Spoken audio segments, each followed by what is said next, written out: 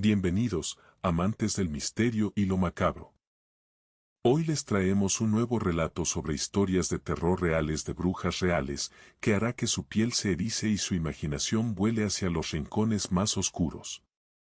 Si eres fanático del terror, asegúrate de darle un like, suscribirte al canal y activar la campanita para no perderte ninguna de las escalofriantes historias de miedo que tenemos preparadas para ti. ¿De dónde nos estás escuchando? Déjanos tu respuesta en los comentarios y comparte tus pensamientos o teorías sobre el relato. Prepárate, porque el terror comienza ahora. Relato 1. El aire en San Gregorio de las Peñas tenía un peso inusual, una densidad que no era solo la humedad de la sierra o el polvo de los caminos sin asfaltar, sino algo más antiguo, más denso, como el aliento contenido de la tierra misma. Mateo lo sintió al bajar de la camioneta, un escalofrío que no provenía del frío matutino, sino de la mirada de los pocos lugareños que, sin moverse, lo observaban desde las sombras de sus portales, ojos viejos y profundos que parecían haber visto demasiadas cosas, o quizá, ninguna que valiera la pena recordar. No había el bullicio habitual de un pueblo, solo un silencio opresivo, roto apenas por el crujido de la madera vieja de las casas y el lejano murmullo del viento entre los pinos. Era una quietud que no invitaba a la paz, sino a la expectativa de algo terrible. Mateo, un joven historiador de 28 años, había llegado a San Gregorio persiguiendo los hilos deshilachados de una leyenda local, historias de mujeres que podían cambiar de forma, de rituales olvidados en las entrañas de la tierra, de una sabiduría oscura transmitida de generación en generación. Su tesis sobre el folclore mesoamericano y su persistencia en la modernidad lo había traído a este rincón olvidado de Oaxaca, un lugar tan remoto que el tiempo parecía haberse estancado siglos atrás. Se instaló en la única posada del pueblo, una construcción de adobe con tejas rojas que chirriaban con cada ráfaga de aire, y pronto comenzó sus indagaciones. Los primeros días fueron infructuosos. La gente era amable, sí, pero evasiva. Cuando Mateo preguntaba sobre las brujas o los nahuales, los rostros se cerraban, las conversaciones morían, y un velo de temor se extendía por el ambiente. Son cosas viejas, forastero, le decía un anciano con voz ronca, historias para asustar a los niños, nada más. Pero la forma en que lo decía, el temblor apenas perceptible en sus manos, contradecía sus palabras. Mateo notó una recurrente mención a las que saben, un término susurrado con reverencia y pavor. Estas que saben eran siempre mujeres mayores, veneradas y temidas a partes iguales, y todas las miradas convergían, de manera sutil pero inequívoca, hacia doña Elara, la curandera del pueblo. Una mujer de rostro surcado por profundas arrugas y ojos tan negros como la obsidiana, que vivía en una choza apartada, al borde del bosque. Su presencia era una sombra constante en la periferia de la vida del pueblo, y su nombre, un eco de advertencia. Mateo comenzó a ver símbolos extraños grabados en las rocas cercanas a la arboleda, figuras abstractas que recordaban a animales con formas retorcidas o a siluetas humanas en posturas imposibles. Un día, al explorar un antiguo sendero que se adentraba en el bosque, encontró un pequeño altar improvisado bajo la sombra de un ahuehuete milenario, con ofrendas de maíz seco, plumas de aves nocturnas y una extraña pasta negruzca de olor dulzón y nauseabundo. La sensación de ser observado se hizo más intensa, un cosquilleo en la nuca que no desaparecía ni bajo el sol más brillante. La tensión comenzó a escalar de manera insidiosa. Mateo se dio cuenta de que sus preguntas ya no eran bienvenidas. Las sonrisas forzadas se habían convertido en miradas hostiles, los susurros en silencios abruptos cuando él se acercaba. Una noche, mientras intentaba reparar un neumático pinchado de su camioneta, descubrió que los cables del motor habían sido cortados con precisión quirúrgica, un acto de sabotaje que lo dejó varado. No era un accidente, era una advertencia. El miedo comenzó a roer su lógica, a desdibujar los límites entre la realidad y la superstición. Los sonidos del bosque por la noche se volvieron más definidos, más amenazantes, no solo el ulular del búho o el chirrido de los grillos, sino algo más profundo, un lamento lejano que parecía surgir de las entrañas de la tierra, un eco de voces ininteligibles. Una noche, incapaz de dormir, Mateo se asomó por la ventana de su posada y vio luces danzantes en la lejanía, en lo profundo del bosque, cerca de donde había encontrado el altar. No eran las luces de las linternas de algún cazador, sino brillos intermitentes, rojizos y verdosos, que se movían con una cadencia hipnótica. Un canto gutural, bajo y repetitivo, llegó flotando en la brisa. Era el canto de muchas voces, un coro discordante que resonaba con una antigüedad perturbadora. La curiosidad, mezclada con un terror creciente, lo impulsó. Tomó su cámara y una linterna y se adentró en la oscuridad del bosque, siguiendo el rastro de las luces y el canto. El aire se volvió más frío, más denso, cargado con el mismo olor dulzón y nauseabundo que había percibido en el altar. Pisó ramas secas, el crujido bajo sus pies sonaba estrepitoso en el silencio del bosque. De repente, el canto se intensificó y Mateo se detuvo en seco.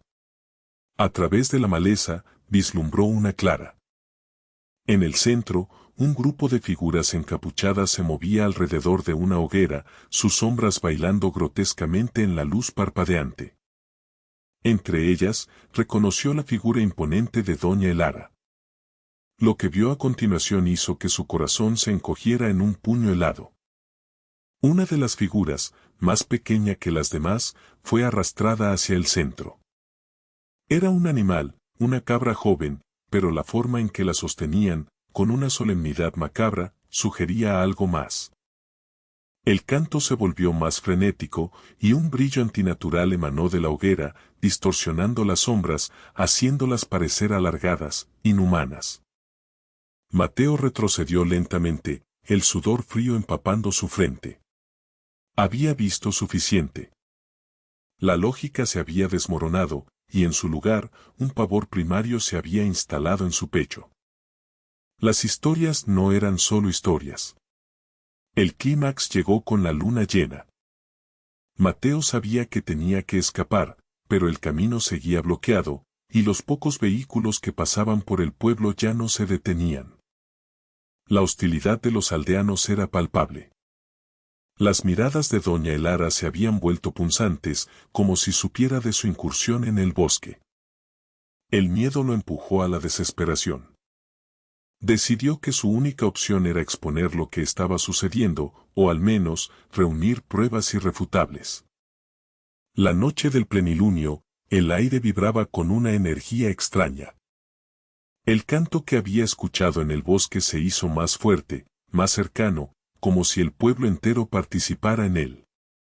Mateo, armado solo con su cámara y una linterna casi sin batería, se dirigió hacia la zona de las ruinas antiguas, un conjunto de pirámides cubiertas de vegetación y mausoleos olvidados que se alzaban en una colina cercana al pueblo.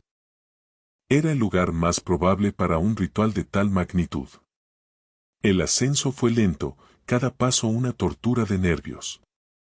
Al llegar a la cima, el espectáculo lo golpeó con la fuerza de un rayo.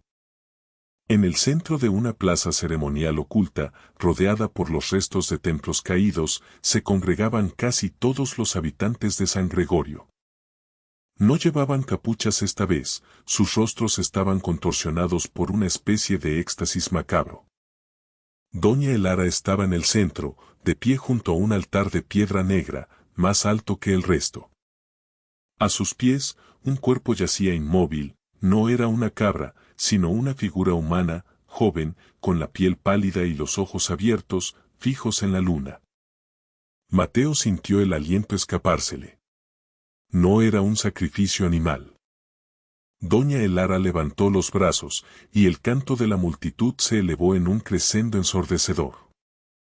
Una niebla densa y verdosa comenzó a emanar del cuerpo en el altar, envolviendo a doña Elara. Sus facciones empezaron a distorsionarse. Su piel se estiró, sus huesos crujieron con un sonido espantoso. Sus ojos se hundieron, sus dientes se alargaron en colmillos afilados. Su cuerpo se encorvó, su espalda se arqueó, y una capa de pelo oscuro y áspero comenzó a brotar de su piel. No era una transformación limpia, no era la metamorfosis de un nahual de leyenda. Era una aberración, una fusión grotesca entre lo humano y lo bestial, una criatura de pesadilla que aullaba a la luna con una voz que... Relato 2. Elías sintió el frío antes de ver la niebla. No era una neblina común, de esa que la mañana exhala sobre los valles después de la lluvia, era una presencia densa y pegajosa que se aferraba a la tierra, que envolvía los árboles desnudos y se arrastraba por las fachadas grises de las casas de adobe. Un frío que no venía del aire, sino de la tierra misma, como si el valle de las cenizas respirara un aliento helado desde sus entrañas. El auto, un viejo sedán que había resistido los caminos de terracería con una estoica resignación, tosió una última vez antes de quedar en silencio, su motor apagado de forma definitiva al borde del pueblo. Elías era un etnógrafo, un hombre de academia, cuya vida se había desarrollado entre polvorientos tomos y el murmullo controlado de las bibliotecas universitarias. Había llegado a este rincón olvidado de México, a este Valle de las Cenizas, en busca de las historias reales de brujas reales, un concepto que había encontrado en notas a pie de página de antiguos manuscritos sobre chamanismo y prácticas prehispánicas. Los textos apenas susurraban sobre un linaje de mujeres conectadas a la tierra de una forma incomprensible, capaces de doblegar la realidad y de transformarse en criaturas de la noche. La mayoría de sus colegas lo habían desestimado como una superstición rural más, pero Elías, con una mezcla de curiosidad académica y un anhelo secreto por lo inexplicable, había decidido investigar. El pueblo era un puñado de casas apelotonadas alrededor de una plaza desierta, dominada por una iglesia colonial desvencijada, su campanario torcido como un dedo acusador. El silencio era casi absoluto, roto solo por el crujido de sus botas sobre la grava y el lejano graznido de un cuervo. No había niños jugando, ni perros ladrando, ni el bullicio habitual de la vida rural. Era un silencio que pesaba, que se metía en los huesos.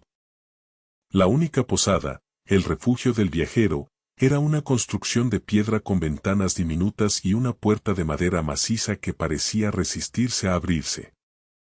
Una mujer de rostro adusto y ojos pequeños y penetrantes, la señora Remedios, lo recibió sin una sonrisa. Sus palabras fueron escasas, su voz áspera como la corteza de un árbol viejo. Le ofreció una habitación con una cama que chirriaba y un olor a humedad y moho que se pegaba a la ropa.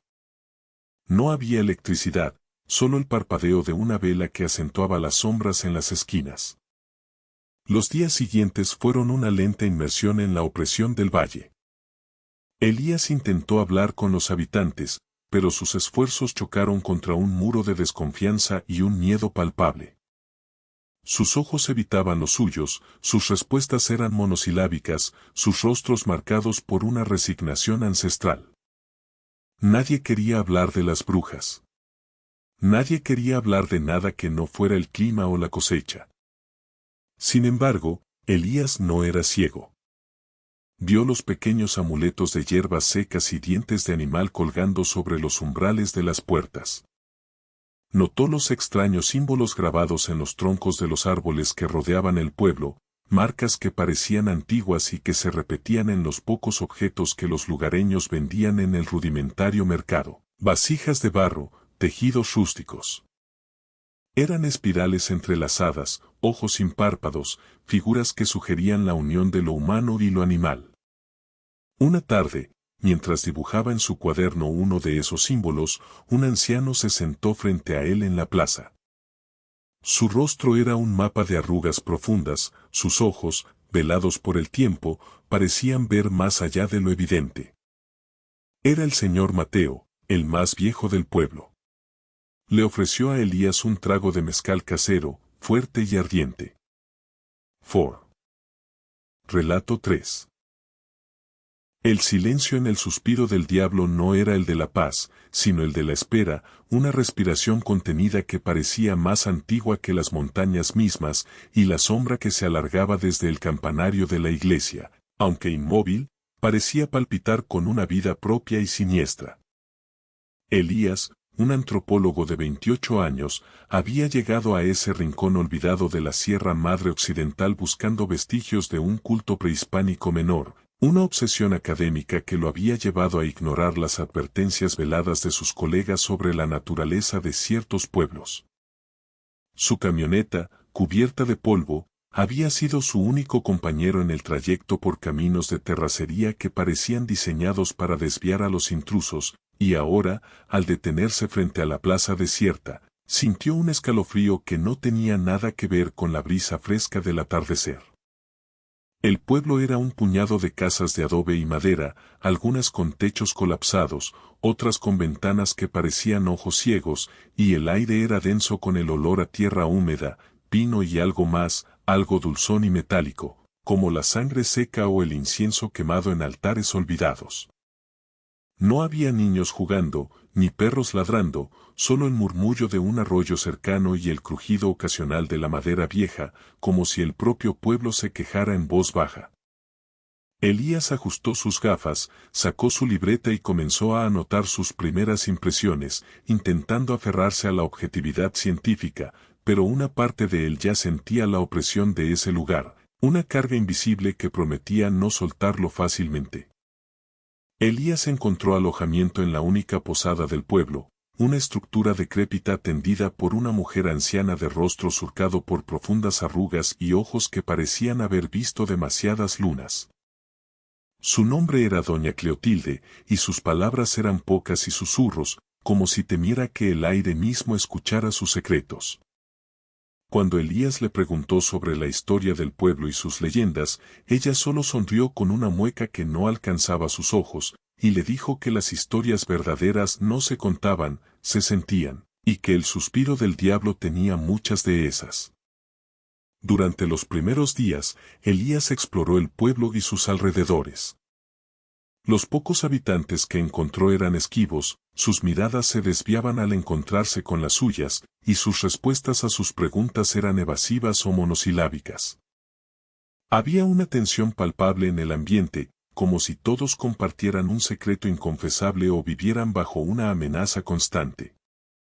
Encontró extraños símbolos grabados en los dinteles de algunas puertas, dibujos que se asemejaban a espirales entrelazadas y figuras abstractas que Elías no pudo identificar en sus textos.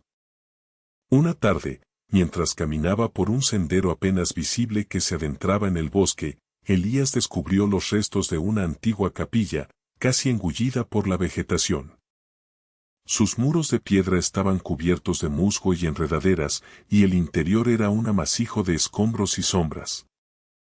En una esquina, encontró un altar improvisado con ofrendas recientes, flores marchitas, plumas de aves y un pequeño cuenco de barro con restos de lo que parecía ser ceniza y algo más oscuro, casi gelatinoso.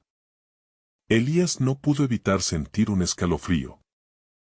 Esa noche, el silencio del pueblo se rompió por un aullido largo y desolador que venía del bosque, un sonido que no parecía de lobo, ni de perro, sino de algo más grande, más antiguo, con una pena y una furia inhumanas. Doña Cleotilde, al día siguiente, solo comentó que el monte estaba inquieto, y que era mejor no vagar por la noche. Elías, sin embargo, no podía ignorar la creciente sensación de que había algo más que simples leyendas en el suspiro del diablo, algo que acechaba en las sombras, entre los árboles y en los ojos de sus habitantes. La tensión comenzó a escalar de manera sutil pero implacable. Elías empezó a sentir una presencia constante, una sensación de ser observado incluso cuando estaba solo en su habitación. Sus notas de investigación, meticulosamente organizadas, a veces aparecían revueltas o encontraba pequeños objetos fuera de lugar. Una noche, mientras revisaba sus grabaciones de audio del ambiente del bosque, escuchó un susurro indistinto, como un coro de voces lejanas que se superponían, llamándolo por su nombre, aunque no había nadie más en la habitación. Intentó racionalizarlo, atribuyéndolo a la fatiga o al eco de su propia imaginación, pero el pavor se instalaba en su pecho.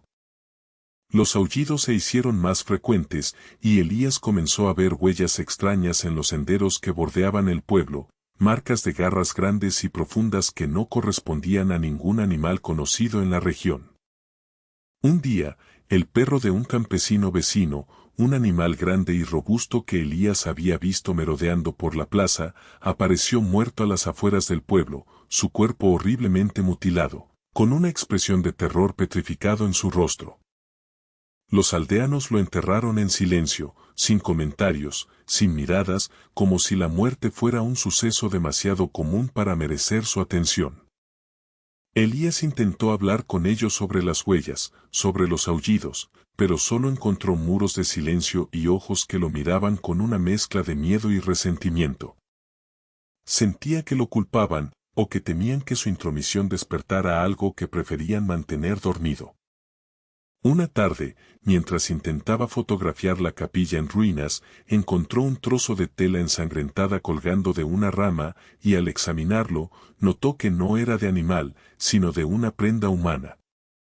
Cuando regresó al pueblo, preguntó por la tela y doña Cleotilde, con un tono más frío de lo habitual, le dijo que la gente a veces se pierde en el monte, especialmente de noche.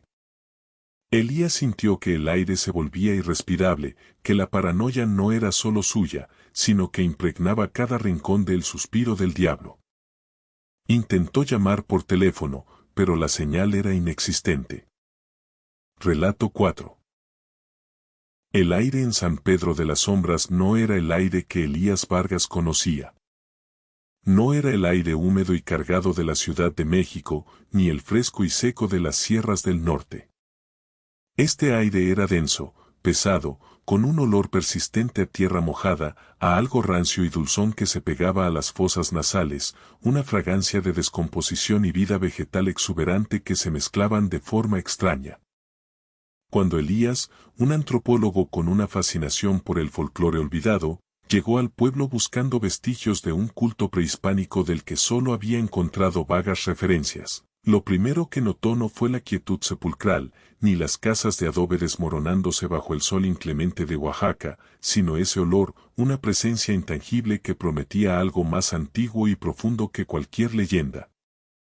San Pedro de las Sombras era un nombre que le venía como anillo al dedo. El sol luchaba por penetrar el dosel espeso de los árboles gigantes que rodeaban el caserío, dejando las calles en una penumbra perpetua, incluso al mediodía. Las pocas personas que se cruzaba Elías, ancianos con rostros curtidos y ojos oscuros como pozos sin fondo, parecían moverse más como sombras que como cuerpos. Evitaban su mirada, susurrando entre ellos en un dialecto que no lograba descifrar, aunque entendía algunas palabras sueltas de zapoteco. La iglesia, una edificación colonial con una fachada carcomida por el tiempo, se alzaba en el centro de la plaza, flanqueada por una ceiba monumental cuyas raíces, como serpientes petrificadas, se aferraban a la tierra, pareciendo más viejas que el propio pueblo. Una anciana, sentada en un banco de madera frente a la iglesia, lo observó sin parpadear. Llevaba un rebozo oscuro que le cubría casi todo el rostro, pero sus ojos, fijos en él, transmitían una advertencia silenciosa, una sabiduría ancestral que helaba la sangre. Elías sintió una opresión en el pecho, la sensación inconfundible de ser un intruso en un lugar donde las reglas de su mundo no se aplicaban. Había viajado a San Pedro buscando historias, pero la atmósfera del lugar le decía que él mismo podría convertirse en una. Los días se deslizaron en una monotonía inquietante. Elías se alojó en una pequeña casa prestada por el delegado municipal, un hombre tan taciturno como el resto, que le había entregado las llaves sin apenas mirarlo. Por las mañanas, Elías exploraba los alrededores, buscando los restos del antiguo templo que, según sus notas, debía estar oculto en algún lugar del bosque circundante. Pero el bosque era un laberinto de vegetación densa, de árboles retorcidos y sombras danzantes. Cada paso lo sumergía más en un silencio sofocante, roto solo por el zumbido de insectos invisibles y el crujido de ramas que parecían moverse sin viento. Por las noches, el silencio del pueblo se volvía aún más profundo, una losa que aplastaba cualquier otro sonido. Pero no era un silencio total. Escuchaba rasguños en la madera de su puerta, pasos arrastrados en la calle de tierra, a veces, un aullido distante que no sonaba a perro ni a coyote, sino a algo más primario, más antiguo. Una noche, un olor a carne quemada, dulce y nauseabundo, lo despertó. Se asomó por la ventana y vio una luz rojiza parpadeando en la distancia, en lo profundo del bosque, cerca de donde sospechaba que estaban las ruinas. Al día siguiente, encontró un pequeño muñeco de trapo, toscamente elaborado y con mechones de pelo negro incrustados, colgado de la manija de su puerta. No había nadie alrededor. Los ojos de los aldeanos se volvieron más esquivos, sus susurros más frecuentes. Una noche, mientras intentaba descifrar unos petroglifos que había encontrado en una roca cercana, la luz de su linterna parpadeó y se apagó. Se quedó a oscuras, el corazón latiéndole desbocado, mientras escuchaba una risa ahogada que parecía provenir de todas partes y de ninguna, una risa seca y chirriante, como hojas muertas arrastradas por el viento. La lógica de Elías, su ancla en el mundo racional, comenzó a desmoronarse. La academia no lo había preparado para esto. La tensión se hizo insoportable. Los ruidos nocturnos se volvieron más audibles, más cercanos. Elías escuchaba lo que parecían ser voces guturales, cánticos monótonos que se elevaban y caían en el aire pesado, siempre desde la dirección del bosque. Una noche, la silueta de un animal grande, de movimientos lentos y pesados, pasó frente a su ventana, demasiado cerca para ser un coyote, demasiado grande para ser un perro. La piel se le erizó. Eran los nahuales, pensó, las leyendas cobrando vida. Decidió que no podía quedarse más tiempo sin respuestas. La mañana siguiente, a pesar de la creciente paranoia, Elías se dirigió directamente hacia la luz que había visto. Siguió un sendero apenas visible, cubierto de maleza, que se adentraba en el corazón del bosque. El aire se hizo más frío, el olor dulzón más intenso. Las sombras se alargaban, incluso con el sol en lo alto. Encontró lo que buscaba, no un templo, sino un antiguo mausoleo, una estructura de piedra negra y musgosa, casi engullida por la vegetación. Su puerta, hecha de una madera oscura y pesada, estaba entreabierta. Un escalofrío le recorrió la espalda. Este lugar no aparecía en ningún mapa, en ningún registro. Era como si la tierra misma lo hubiera ocultado. Un eco de los cánticos de la noche anterior parecía vibrar aún en el aire. Elías se obligó a entrar, la linterna en mano, su curiosidad académica luchando contra un miedo irracional y visceral. El interior era un único espacio abovedado, oscuro y húmedo, con nichos vacíos en las paredes. En el centro, había un altar de piedra tosca, cubierto de manchas oscuras y rodeado de objetos, plumas de aves, huesos pequeños, algunas figurillas de barro con formas extrañas, y un cuenco con lo que parecía ser sangre seca. El olor era abrumador. Mientras examinaba el altar, un sonido detrás de él lo hizo girar abruptamente. La puerta se había cerrado. No había viento. Elías sintió un terror helado. Se dio cuenta de que no estaba solo. Una figura se materializó de las sombras más profundas del mausoleo, una figura que no era ni humana ni animal, sino una abominación de ambas. Era alta, con extremidades desproporcionadas y una piel rugosa y oscura. Sus ojos, dos puntos brillantes en la oscuridad, lo observaban con una inteligencia fría y antigua. No era una bruja como las de los cuentos infantiles, sino algo mucho más primario, una criatura forjada en la oscuridad de la tierra y la perversión de la fe. La criatura no se movió, solo lo observó. Elías sintió que su mente se desgarraba. No había gritos, no hubo lucha. Solo la lenta y terrible comprensión de que había tropezado con un horror que existía desde mucho antes de que el hombre pusiera un pie en esas tierras. La figura comenzó a cambiar, su forma se ondulaba, sus extremidades se alargaban, su piel se fundía con las sombras, volviéndose indistinguible del mausoleo mismo. Elías entendió. No era una bruja que se transformaba en animal, sino que asterisco era asterisco el mausoleo, asterisco era asterisco el bosque, asterisco era asterisco la tierra misma, una entidad primordial que absorbía y se manifestaba a través de aquellos que se atrevían a profanar sus dominios o que eran elegidos para su oscura comunión. Las desapariciones, los susurros, el olor, todo encajaba. La gente del pueblo no era solo cómplice, eran parte de ella, sus cuerpos, sus almas, fundidos en una existencia colectiva y parasitaria que se alimentaba de la ignorancia y el miedo.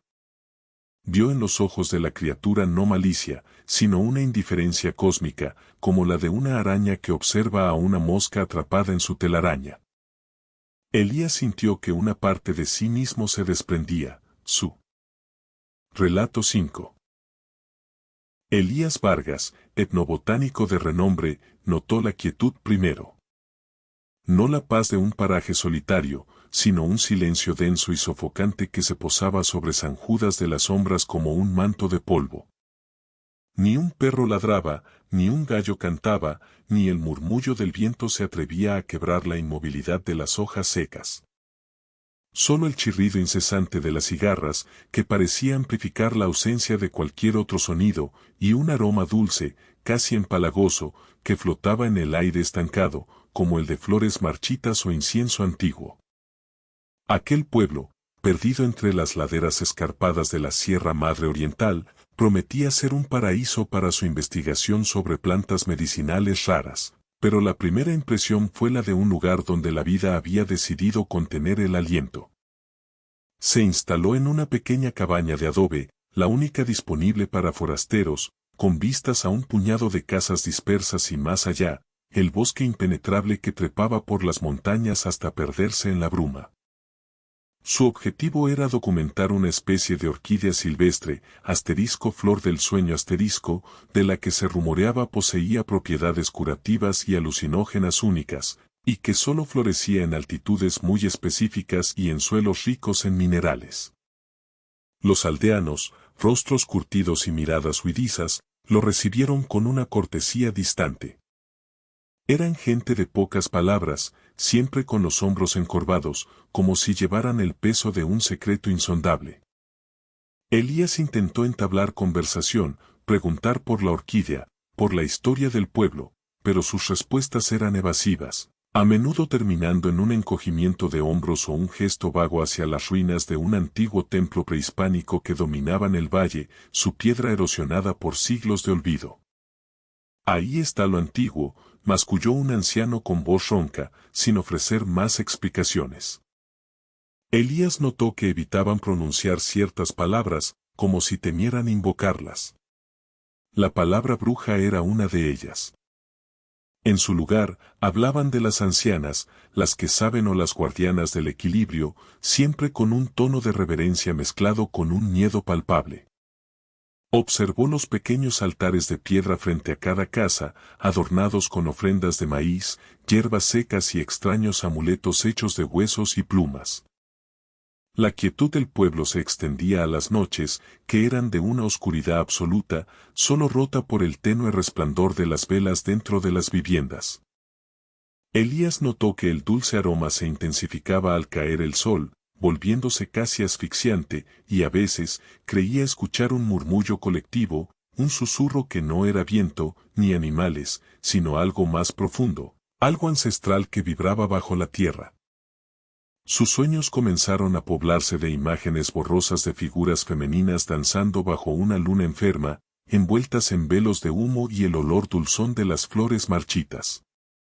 La escalada comenzó cuando Elías se aventuró más allá de los límites del pueblo, hacia el bosque que bordeaba las ruinas.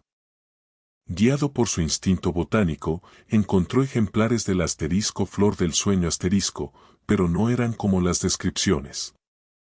Sus pétalos, en lugar de un blanco etéreo, tenían un tinte rojizo, casi sanguíneo, y las hojas parecían vibrar con una energía extraña. Cerca de ellas, descubrió toscos altares de piedra, similares a los del pueblo, pero mucho más grandes, adornados con cráneos de animales y extrañas muñecas de trapo, algunas con cabello humano. El dulce aroma era abrumador aquí, casi psicotrópico.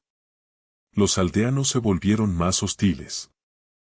Sus miradas ya no eran solo huidizas, sino acusadoras. Una tarde, mientras regresaba de una de sus expediciones, encontró la puerta de su cabaña entreabierta.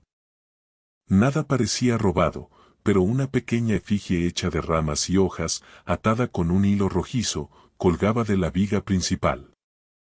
Elías la retiró, sintiendo un escalofrío que no tenía que ver con el frío. Esa noche, el murmullo se hizo más claro. Parecía venir de las ruinas del templo, un canto monótono, gutural, que se mezclaba con el chirrido de las cigarras y el persistente aroma. La lógica de Elías, la que le había servido toda su vida para comprender el mundo natural, comenzó a desmoronarse. Su mente, habituada a la ciencia y la razón, luchaba por procesar los fenómenos inexplicables. Empezó a dudar de su propia percepción, de la realidad de lo que veía y oía. Los sueños se volvieron más vívidos, más perturbadores. Se veía a sí mismo, no como un observador, sino como parte de la danza macabra, envuelto en el humo dulzón, sintiendo la tierra vibrar bajo sus pies. Una mañana, al despertar, encontró su mano cubierta de una fina capa de un polvo rojizo, similar al polen de las orquídeas que había estado estudiando. La paranoia se apoderó de él, sentía que cada sombra en el pueblo lo observaba, que cada susurro era sobre él. Los ojos de los aldeanos parecían más vacíos, más hundidos, como si algo les estuviera drenando la vitalidad. Elías ya no buscaba la orquídea, buscaba respuestas, una explicación para el horror que lo envolvía. El clímax llegó en la noche de luna nueva, cuando la oscuridad era tan profunda que parecía absorber la luz de las estrellas. El murmullo de los cantos se había vuelto un coro resonante, una llamada ineludible que provenía directamente de las ruinas del templo. Impulsado por una mezcla de terror y una macabra curiosidad, Elías se arrastró sigilosamente por la ladera, cubierto por las sombras de los árboles milenarios. El aroma dulce era ahora nauseabundo, una niebla espesa que lo envolvía. Cuando se acercó lo suficiente, se ocultó tras una columna derruida, su corazón latiendo como un tambor de guerra. Lo que vio lo petrificó. Las ancianas, las que los aldeanos llamaban las guardianas, no eran solo mujeres. Eran figuras demacradas, casi espectrales, sus pieles tensas sobre los huesos, sus ojos hundidos brillando con una luz antinatural. Vestían túnicas oscuras adornadas con símbolos arcaicos. Alrededor de un pozo central en lo que debió ser la plaza del templo, formaban un círculo. En el centro del pozo, un altar de piedra negra, cubierto de la misma orquídea rojiza, la asterisco flor del sueño asterisco, que Elías había encontrado. Pero las flores no eran solo ofrendas, estaban vivas, vibrando, y sus pétalos pulsaban con una luz interna. Elías se dio cuenta de que no eran solo plantas, eran vasos, conductos. Las ancianas cantaban, y con cada estrofa, el aire se espesaba, el dulzón aroma se intensificaba, y de las sombras que rodeaban el templo, comenzaron a emerger los aldeanos. No venían por voluntad propia, sus movimientos eran lentos, arrastrados, como marionetas. Sus rostros eran pálidos, casi translúcidos, sus ojos vacíos. Se acercaban al pozo, uno por uno, y las ancianas, con movimientos lentos y ceremoniales, les ofrecían una infusión hecha. Relato 6. El aire en San Jerónimo del Monte tenía un sabor a polvo viejo y a pino quemado, una combinación que se aferraba a la garganta como un presagio. El doctor Elías Vargas, etnobotánico de la Universidad Nacional, había llegado buscando los secretos de la flora medicinal de la sierra, pero encontró un silencio más profundo que el de cualquier biblioteca. El pueblo, apenas una docena de casas de adobe descolorido agolpadas alrededor de una iglesia con el campanario roto, parecía suspendido en el tiempo, olvidado por el progreso y la prisa. Los lugareños, de rostros curtidos por el sol y miradas esquivas, le recordaban a árboles viejos, arraigados y silenciosos. Siempre le hablaban en susurros, como si el viento mismo tuviera oídos, y evitaban mirarle directamente a los ojos, especialmente las mujeres. Elías se alojó en la única posada, un cuarto diminuto con un catre que crujía bajo su peso y una ventana que daba a un patio donde las gallinas escarbaban en la tierra seca. La primera noche, el aullido de un perro solitario se extendió por el valle, un lamento que no parecía terminar, y Elías se preguntó si era el sonido de la soledad o de algo más. Sus días transcurrían explorando los senderos que serpenteaban entre los pinos y encinos, documentando especies y recolectando muestras. Pero la verdadera materia de su estudio pronto se desvió de las plantas a las personas. Los ancianos del pueblo contaban historias de la gente del monte, mujeres con un conocimiento ancestral de la tierra, capaces de curar y de maldecir. Eran las brujas, le dijo un viejo llamado Mateo, el único que parecía dispuesto a charlar más allá de monosílabos. Pero Mateo no las describía como las figuras jorobadas de los cuentos de niños. Hablaba de ellas con un temor reverencial, como si fueran una extensión de la misma tierra, con raíces en lo profundo. Ellas ven con el ojo de la tierra, doctor, le susurró Mateo una tarde, señalando hacia el bosque denso que rodeaba el pueblo como un muro infranqueable. Y la tierra, a veces, pide su parte. Elías notó que, a pesar de sus palabras, Mateo nunca se acercaba demasiado al límite del bosque después del anochecer. Las mujeres del pueblo, en particular, eran notablemente reacias a hablar de estas cosas, y sus miradas, cuando se cruzaban con las de Elías, eran de una intensidad que le erizaba la piel. Observó que algunas de ellas tenían una peculiaridad en los ojos, un ligero tinte amarillento en la esclera, o una pupila que, bajo ciertas luces, parecía dilatarse más de lo normal, casi como la de un depredador. Había algo en su forma de moverse, una fluidez silenciosa, que no encajaba con la torpeza de los campesinos. Los niños, pequeños y silenciosos, jugaban cerca de sus madres, pero sus ojos, a diferencia de los adultos, a veces se fijaban en Elías con una curiosidad que rozaba la fascinación, una mirada que parecía ver más allá de su piel. La atmósfera en San Jerónimo del Monte empezó a oprimir a Elías. Las noches se volvieron más largas y el silencio del pueblo se sentía cargado, expectante. Los aullidos de los perros se hicieron más frecuentes, y a veces se mezclaban con lo que sonaba como un quejido lejano, un sonido que le helaba la sangre. Una mañana, encontró su equipo de muestreo desordenado, aunque la puerta de su cuarto había estado cerrada con llave. No faltaba nada, pero una de sus libretas estaba abierta en una página al azar, y una flor seca, de un tipo que no había visto antes, de pétalos oscuros y casi marchitos, yacía sobre ella. La flor desprendía un aroma dulce y nauseabundo a la vez.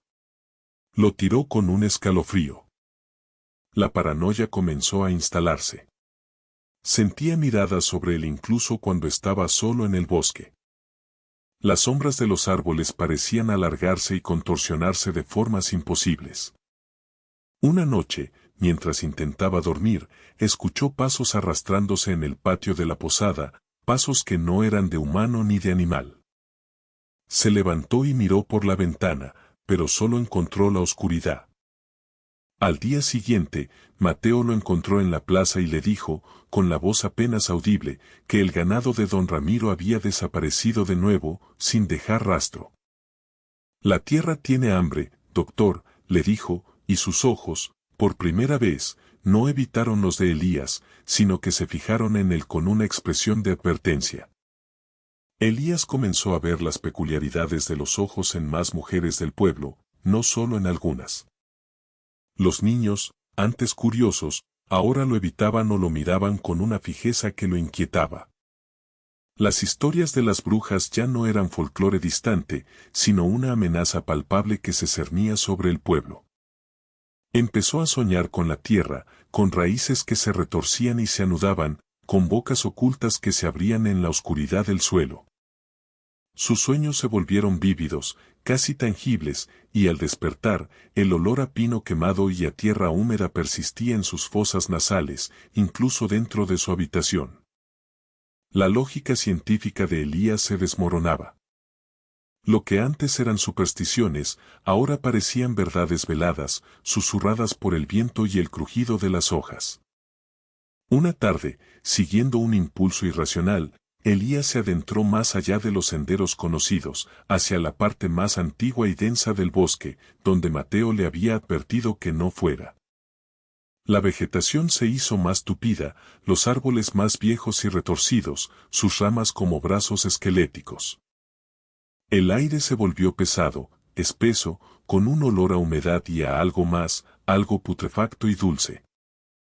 Encontró un claro oculto, en cuyo centro se alzaba un monolito de piedra negra, cubierto de símbolos que no pudo reconocer, pero que le resultaron profundamente perturbadores. Alrededor del monolito, la tierra estaba húmeda, a pesar de la sequía, y extrañamente blanda. Había marcas en el suelo, círculos y líneas grabadas con algo afilado, y entre ellas, restos de plumas y pequeños huesos. Pero lo que lo paralizó fue el sonido, un zumbido bajo y constante que parecía emanar del mismo suelo, como el latido de un corazón inmenso y dormido. De repente, una figura apareció entre los árboles, una mujer del pueblo, de las que tenían la mirada peculiar. Llevaba una túnica sencilla, pero su rostro, bajo la luz filtrada del bosque, era inexpresivo, casi pétreo. No estaba sola. Otras figuras emergieron de las sombras, todas mujeres, todas con esa misma mirada antigua, ese mismo tinte amarillento en los ojos. Se movían con una gracia antinatural, silenciosas, acercándose al monolito. Entonces, Elías vio lo que hacían.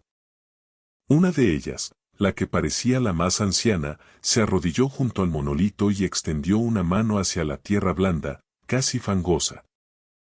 Sus dedos se hundieron en ella con facilidad. No sacó nada, sino que pareció absorber. El zumbido se intensificó.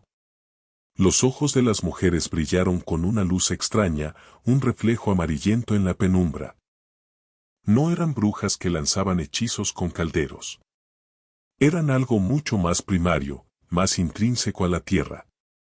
Eran conductos, vasos, parasitando la vida misma.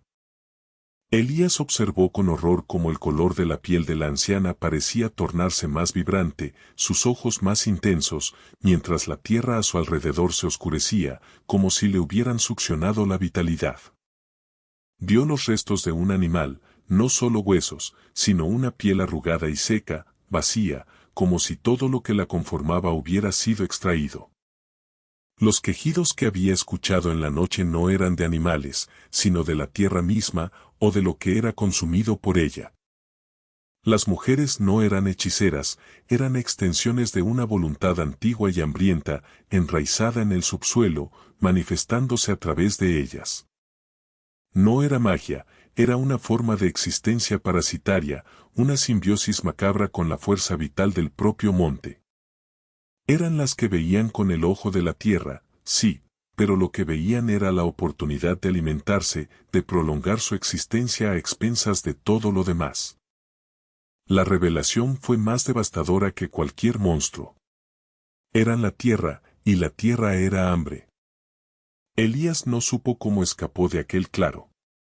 Corrió sin rumbo, tropezando con raíces y rocas, el zumbido aún resonando en sus oídos, las imágenes de los ojos amarillentos y la tierra consumida grabadas en su mente. Regresó al pueblo cubierto de lodo y arañazos, su mente un torbellino de pánico y comprensión. Nadie lo detuvo, nadie le preguntó. Las pocas personas que vio en la plaza lo miraron con esa misma fijeza vacía, como si supieran lo que había visto, como si esperaran su reacción. Recogió sus pocas pertenencias.